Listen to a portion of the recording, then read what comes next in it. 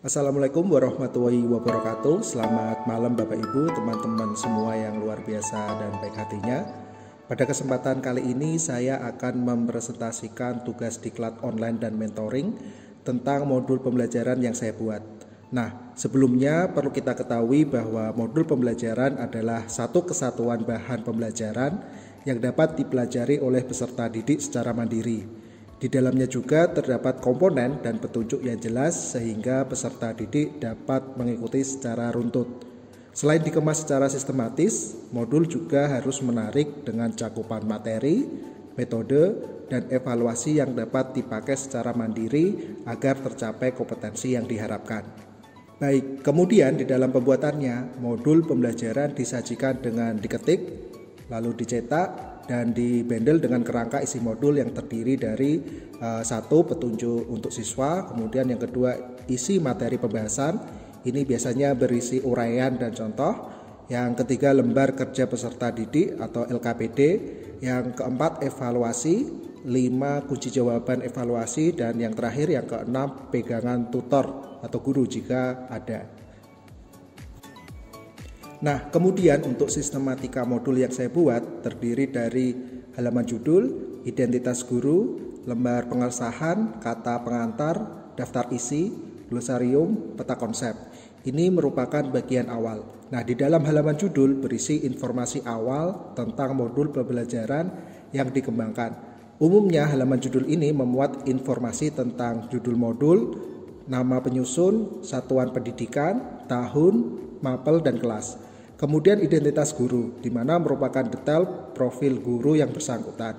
Selanjutnya di lembar pengesahan, di sini menerangkan bahwa modul pelajaran yang dibuat telah disahkan oleh kepala sekolah.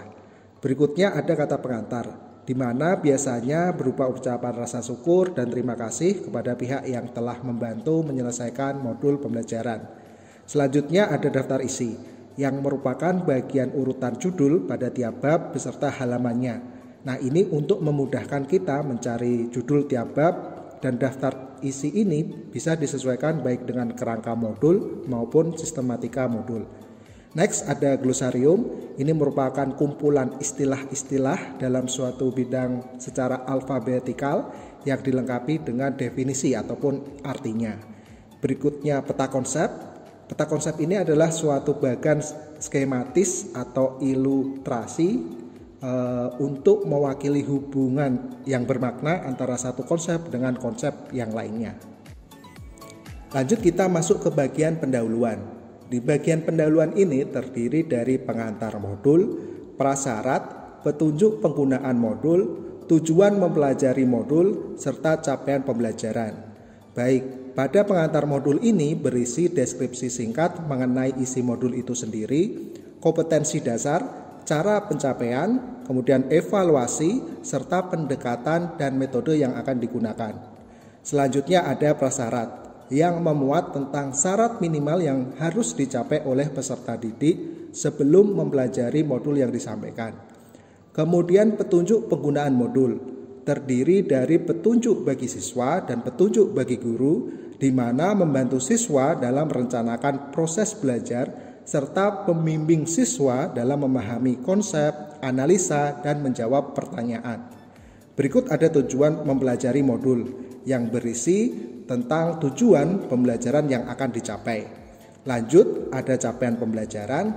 Ini merupakan memuat capaian pembelajaran dalam modul, indikator, materi pembelajaran, dan kegiatan pembelajaran. Lalu ada cek kemampuan, ini berisi tentang pertanyaan-pertanyaan untuk mengetahui pengetahuan minimal yang harus dikuasai oleh peserta didik. Kemudian untuk selanjutnya kita masuk ke bagian isi atau konten.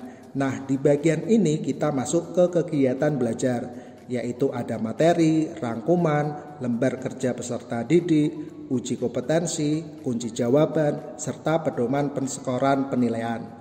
Pada bagian materi, di awal saya berikan apersepsi guna menarik perhatian peserta didik supaya fokus pada materi yang akan disampaikan.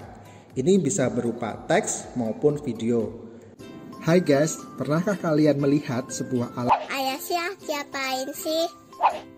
Ayah lagi bikin video, kamu nanti dulu ya. Oh, nanti kita main ya. Main gimana? Kita kan gambar AI. Badan kita aja nggak bisa bergerak. Tuh muka ayah aja kelihatan kaku. Udah, ayah tak buat video dulu ya. Nanti ayah ceritain nabi-nabi sama kehidupan akhir zaman. Iya ya. Halo, namaku Aisyah. Aku punya adik yang namanya Gayu. Mbak Ais. Oke ya. Terima kasih Dek Pangayo. Baik, hai teman-teman. Pernahkah dalam kehidupan sehari-hari kalian melihat sebuah benda atau alat yang merupakan rangkaian atau gabungan dari beberapa komponen atau part? Oke, misalnya apa nih? Sepeda, mobil, dongkrak, gadget, jam tangan, banyak ya. Baik, kita ambil contoh sepeda. Sepeda terdiri dari komponen ada rangka, stang, saddle, pedal, roda, dan lain sebagainya. Kemudian pertanyaannya adalah bagaimana cara kita menggambar baik per part ataupun merakitnya dengan bentuk maupun ukuran yang presisi? Nah, hal tersebut dapat kita gambar dengan salah satu aplikasi gambar teknik, yaitu Autodesk Inventor. Tidak hanya menggambar, kita juga dapat menganalisa gerak penggunaannya. Terus bagaimana caranya? Nah, untuk itu selalu simak ya materi yang akan saya sampaikan, oke? Kemudian rangkuman, berisi ringkasan materi yang akan dipelajari pada modul tersebut. Selanjutnya ada LKPD, lembar kerja peserta didik, yang merupakan paparan materi tertulis yang disusun untuk setiap kegiatan sehingga peserta didik dapat mengikuti alur dan menyimpulkan intisari dari sebuah materi atau konsep. Berikutnya ada uji kompetensi, ini untuk mengetahui tingkat kemajuan dan keberhasilan baik peserta didik maupun program pengajarannya. Dan hal ini juga saya lengkapi dengan kunci jawaban serta pedoman penskoran penilaian. Kemudian di bagian penutup ada daftar pustaka dan lampiran, di mana untuk daftar pustaka ini merupakan sumber-sumber referensi yang digunakan dalam pengembangan modul pembelajaran. Sedangkan di lampiran, saya memuatkan beberapa lembar latihan yang bisa dikerjakan sebagai referensi peserta didik. Baik, mungkin itu saja yang bisa saya sampaikan mengenai modul pembelajaran yang saya buat. Kurang lebihnya mohon maaf, saya akhiri. Wassalamualaikum warahmatullahi wabarakatuh.